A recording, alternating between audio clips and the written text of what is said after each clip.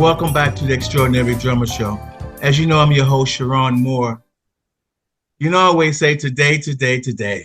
Well, today I'm glad to have back on the show a dear friend. You know him from the group Royce. Such hits as I'm Going Down, I Want to Get Next to You. Of course, the icon hit Car Wash. Will you help me welcome my guest today, Henry Garner? Hey, Henry. How's it going, man? Oh, man, I'm getting on down the road. How about yourself, brother? I'm doing good. I'm doing excellent, man. Trust me. I Yeah. invited I invited Henry on the show today. I want to talk about two things. Later on, I want to talk about your health. You know, you had a health scare, so we want all the fans to see you and know how you're doing with that, if you don't mind. But I brought you in today, as you know, that we can talk about the possibility of you retiring. What do you think? Well, in the beginning, about a year ago, that was really a thought that was in my mind. I was really contemplating about that while I was laying in the hospital. But I'm gonna be honest with you, man. Over the time, me healing, which I haven't played with the group in about to be honest with you, a good year now, coming January 19th. So after you have rest, okay, and you kind of sit back and you gather all your thoughts, you don't want to retire. Well, for me anyway, you don't want to retire. But what I did do, I literally took the doctor's advice, which was, hey man, take some time off, okay. And they literally told me it'll probably be a year before I actually get back with the band. Not to say that I couldn't get back 6 months later, 4 months later, 5 months later, but they advised me you should take a good year off because see, both of my arteries was clogged. But here's what you got to understand. Car Wash came out in 1976. 1976. Those drum lines I made up were over 45 years ago. So playing that stuff live, okay, is a whole nother thing. And people don't know it, but Rolls Royce, when we play up tempo songs, it's a high powered band. And everybody say the drummer is the heartbeat of the band. Well, that is true. But to add to that, he's the guy that pushes the band. And if you have a lazy drummer, I'm gonna be honest with you, you got a lazy band. If the drummer plays to where the tempo is dragging all the time, that's a lazy drummer. He's not doing what he's supposed to do as far as tempo is concerned. But getting back to the issue at hand, I started thinking about all of this stuff and I'm saying, boy, I'm not getting any younger. And like I said, Car Wash came out in 1976. I've never missed a gig. I've never missed a live gig. Now, that's with the exception of uh, Arkansas, Little Rock. I was there and I was getting ready to go on stage. And, and I don't know what happened, but my stomach was killing me, man. And I could barely walk. So the place where we were performing was a place where it was a private event, all doctors, all nurses. And it was just so happened that when it was asked, is there a doctor in the house? Everybody raised their hand. Make a long story short, I made the gig, but I didn't perform, which was the only time I can literally say that they say, well, no, Henry, you was there, so you didn't miss the gig. But regardless, that one time, I've never, ever missed a gig. And out of the 40 something years that the band has been playing, everybody else have, with the exception of me. But when I did miss a gig, I missed one, didn't I, Sharon? I missed a bunch of them. But anyway, to make a long story short, no, man, I'm not thinking about retiring now.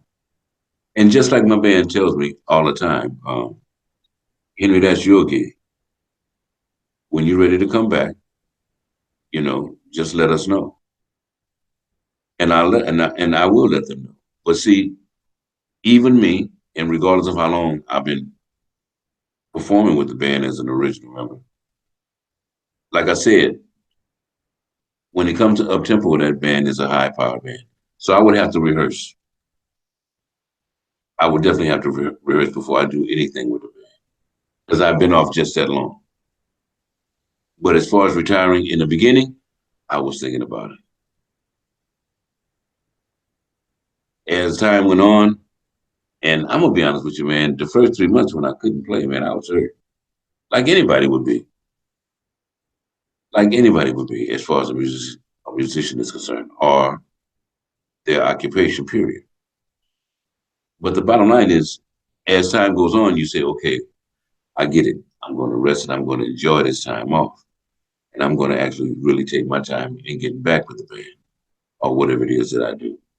So for me, I just said, okay, I got me electric kit when COVID came out. So when I need to play, I go to my back room and I play. Just to stay in shape, just to keep my wrists and my feet in shape, just to keep me in shape. Yeah. One of the band members asked, well, man, how do you feel about if you were to play with the band now? I said it'd probably be scary because I would probably do what I used to do before we had to hit records, which was we would play or practice for 3 hours and I would never give the guys a break. I just didn't want to give them a break. I figured if I got to play from the front of the song to the end of the song and all y'all are doing is playing horn parts, y'all are in and out. No, we're going to play for 3 hours straight. And that's what I used to do. But now, I mean, as we done got older, yeah, I give breaks in the band. I have to now. But like I told him, man, if I was to get back with the band, or whenever I get back with the band as far as rehearsal, you guys probably won't even get a break. But that's how good I feel. But yeah, to answer your question about retirement, no, man, no, that's not in me yet. But I'm gonna be honest with you. Now you think about this because, like I said, I've thought about it, and this is just facts. This is a reality. Okay, Cheron, I'm close to 70 years old. In 2 years, I'll be 70. Okay, the majority of the guys in the band is around my age, some older. Do you think that this band is going to be playing when they're 80, 85 years old? That's only 10, 11, 12 years away. No, I just don't see it now. Mind you, one of the band members and myself, okay, a few of the band members and myself, it's no way we're going to be playing car wash when we 40. That's what we used to say. We was in our teens, some in our early 20s when car wash came out. Now, at 50, 60, 70, we looking for somewhere to play car wash. But anyway, yeah, man, I'm not thinking about retiring. Yeah. Let's talk to the people and tell them briefly, for the sake of time, what happened. Are we at liberty to tell them briefly what happened to you? Yeah, it's simple, man. It was the second time my wife saved my life. Very simple. Put it this way.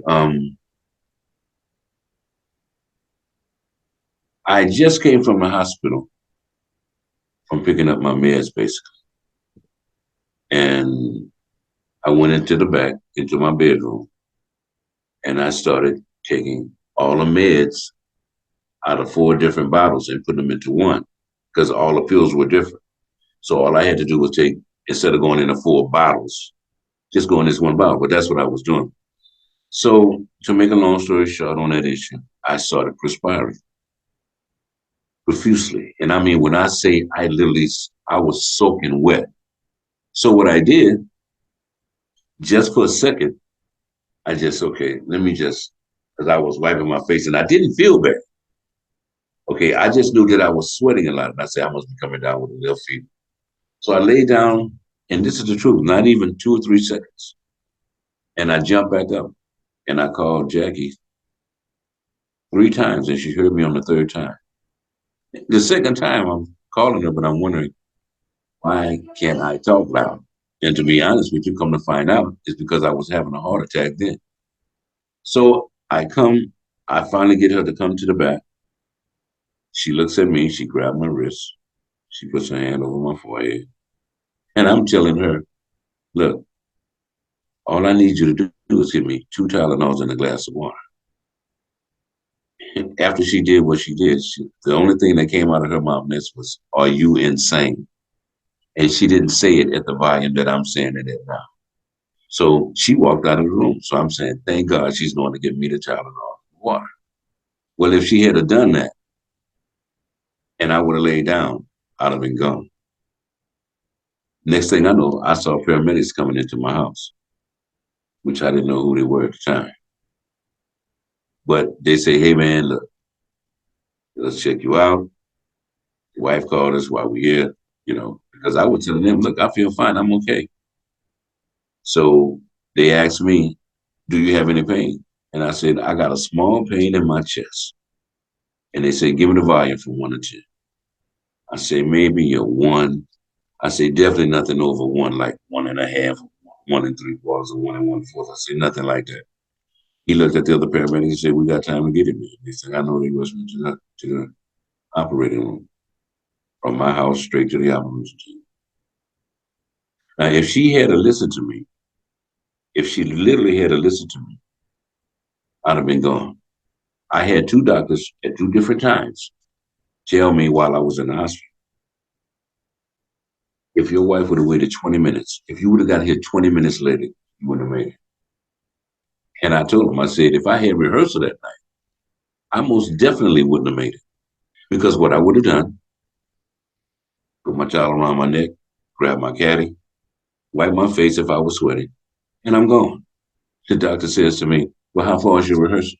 I said, in the valley, from Inglewood. I said, about 35 minutes. He said, you would have never made it. Now, I look at that.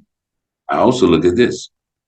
I have 2 kids, 2 daughters, all right, London and Paige. They don't live with me anymore. They have their own homes. To make a long story short, my wife goes to visit her daughters all the time. Now, what would have happened if she had been over there that night? She would have came home and I'd have been gone. Not good, man. But it wasn't meant for me to go. So evidently, if it wasn't meant for me to go, that's why I gotta play. Get it? So basic, not basically, but what happened was you had a heart attack or a stroke? No, not a stroke, a heart attack. A heart attack. Wow. So then how do you feel now? Man, I feel great. Look, after the operation, the first one, because they put a stent in my heart, I go back to my room, I wake up, and I'm like, I can't believe I'm still there, to be honest with you. And I'm waking up. Keep in mind, when they picked me up and put me in an ambulance, taking me to the hospital, I passed out when I got to the hospital. I tried to hang on, but I passed out. So when I woke up in the recovery room, basically. But I had all these IVs in me. So I was in shock because I really thought that I wasn't even thinking about a hospital, man.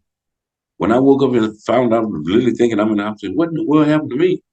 But anyway, um, yeah, once that happened, I had doctors telling me, you're going to feel much better than what you did 20 years ago, 30 years ago. Because see, what happened to me wasn't a situation of me doing the right thing as far as eating. Okay, I was eating all the bad foods that I mean, fried chicken. Okay, homogenized milk, cheese. It didn't matter. Okay, and it didn't matter what time I was eating. And see, so what happened with me was clogged arteries. One of my arteries was closed tight. No blood, no oxygen, nothing was going through. It was closed tight.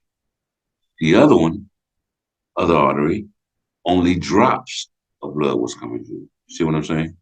So what they had to do, that's why they rushed me straight into the operation room. And they had to get the one that was closed. So once they done that, I go into the recovery room. I stay there for a day, okay, eating great food. But anyway, the very next day, I have to go back in the operation room because of the other side had to get in. So I got two stents in my heart now, on my arteries. So yeah, man, it was a serious situation. Now, if that would have happened to whereas I wouldn't have made it, that would have been a massive heart attack. And here's what's funny about it. My brother died of a massive heart attack. When are you going to go back and are you going to go back full time? Yeah, I was telling the band in February, okay, and the reason why in February because it's it's it's gonna be spring in a minute, and I'm not trying to go out there in the cold, not right now, not during the winter, okay. And in February we always have short shows, okay, but only in February. Well, every now and then we may get a short show like in one of the other months of the year, but the majority of them are in February where we have short shows. And I was literally saying, okay, you know what? Well, it's a short show, but not all the way high powered like our hour show, or hour and a half, or hour 15 show. I guess the next question would be, what is the doctor saying? Are they saying that you should go back full time or what? Oh no, they told me once I rest, once they finish with as far as the operation, once I get some rest, um, take some time off, don't rush back into playing, okay? And they gave me just a little schedule on how to ease back into it because mind you, which is ironic, the three doctors that operated on me, one was a sax player, a keyboard player, and a bass player. Bass player was playing for 30 years, and the other two played for 20 years. But the bottom line is they said, just do what we say do. Okay? Don't get out there and try to rush nothing. That's what happened with me is very serious. Henry B, before I let you go here, let's just talk a little bit about Rolls Royce. Um, what a band. How long has that band been in existence now? Since we started in since 1969. Whew. And you got about, I don't even 15, 13, 15 hits.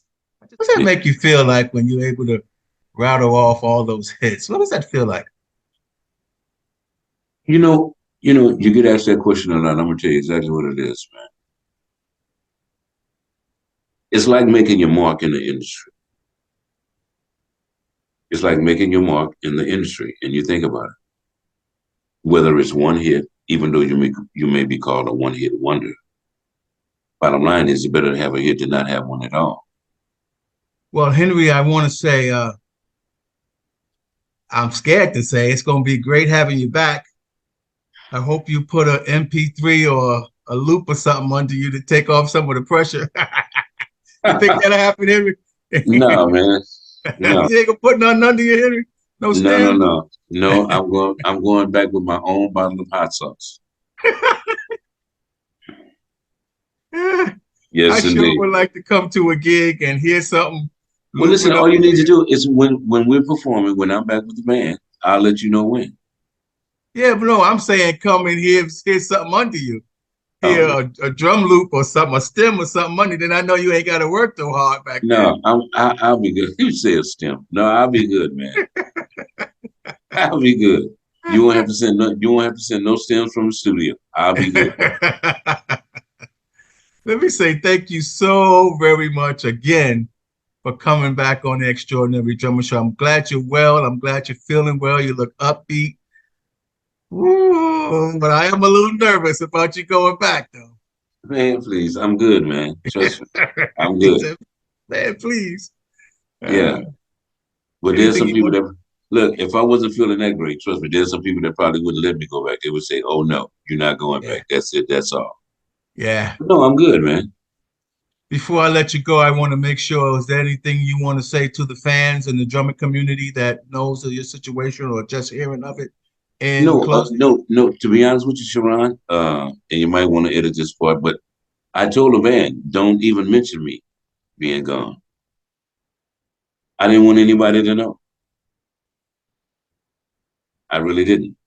And one reason why, I don't want anybody sitting around moping saying, well, dog, is he going to make it? Is he going to live? Is he dead? No, man. Henry, again, thank you. Will you help me wave goodbye to all the fans? Peace, people. Yes, indeed, boy. We need more of that, don't we? Say that again. Thank you, brother. I'll talk Oh, to you man, you're soon, welcome, okay? man. Huh? I say you're welcome, man. Anytime. Yes, sir. I'll talk to you soon. All right, you got it.